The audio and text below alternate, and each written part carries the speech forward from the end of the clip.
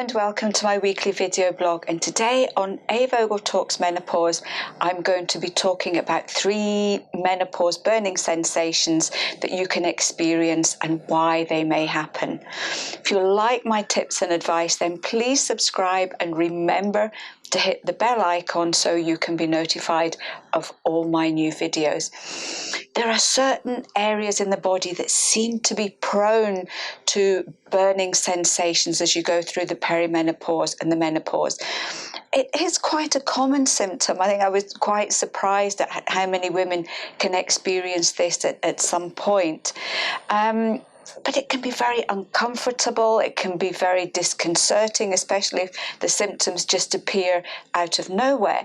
And it can also be quite worrying, especially if you're not quite sure why this should suddenly happen.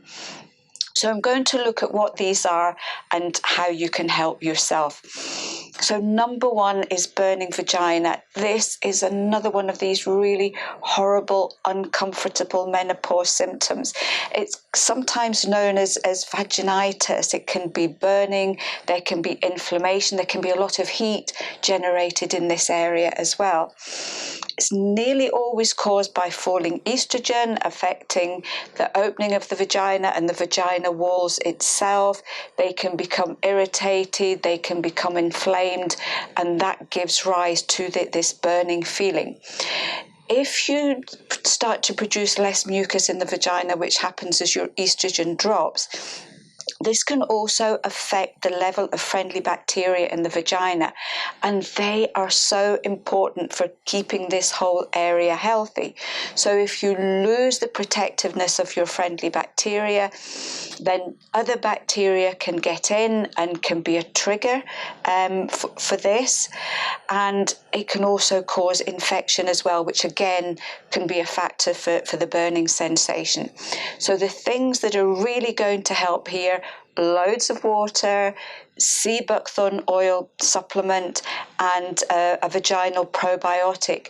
You may also find, if you can get a pure aloe vera gel without any preservatives or nasty chemicals in them, you can keep that in the fridge, and if things get really uncomfortable, then you can apply a small amount to the opening of the vaginal area, and that can be really cooling and smoothing. If you're getting any discharge, if you're getting any different smells, then this could indicate an infection, and in which case just get that checked out by the doctor, because you may need some specific treatment for this one. Number 2 is burning tongue. Again, it's really uncomfortable. If your tongue is burning and sore, then every time that you eat or drink anything, it's going to cause a huge amount of discomfort. Again, most of it seems to be due to falling estrogen, which affects the tiny little hairs on your tongue, and these help to go towards helping you to discern different tastes. But if these little bumps, if you like, start to dry out, then the tongue can start to get inflamed and will start to give you that horrible burning sensation.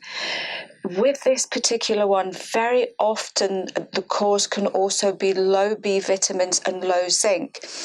Remember that all the hormonal changes that are going on, your nutritional needs go sky high, and B vitamins are vital for supporting your nervous system, and zinc is needed for so many different processes in the body.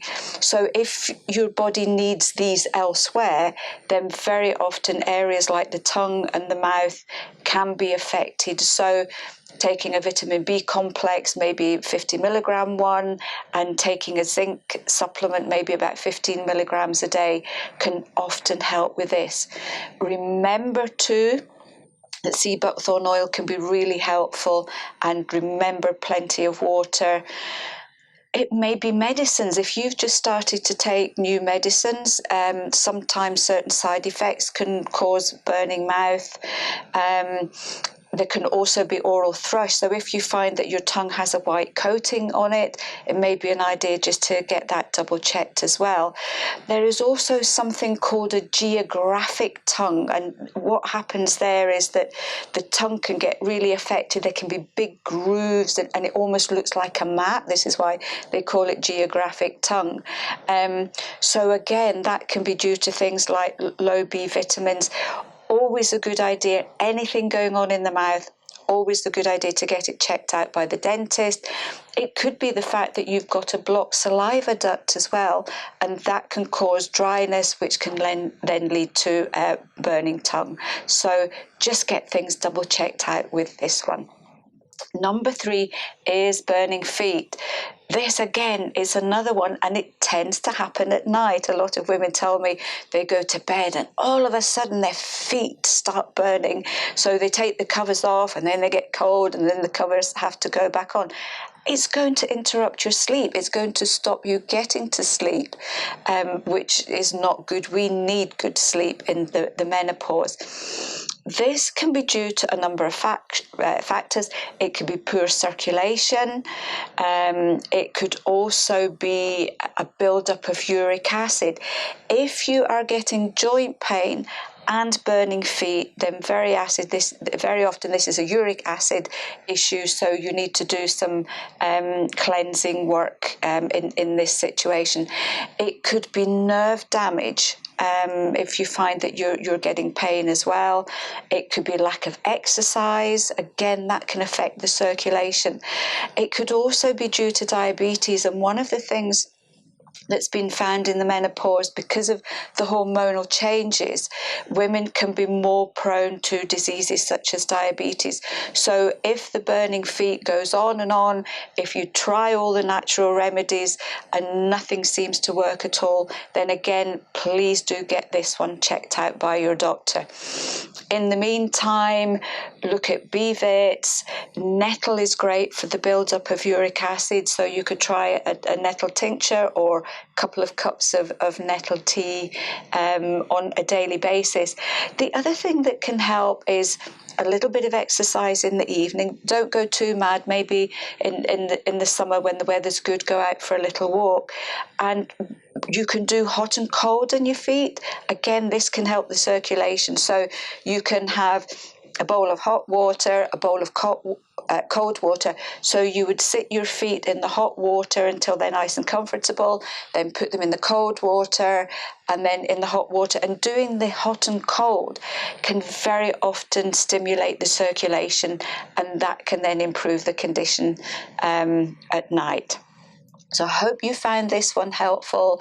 If any of you have experienced burning sensations anywhere else, then it would be really interesting to hear about that. And for those of you that have tried things that have really helped, then please share them. And until then, I will see you next week for another edition of A. Vogel Talks Menopause.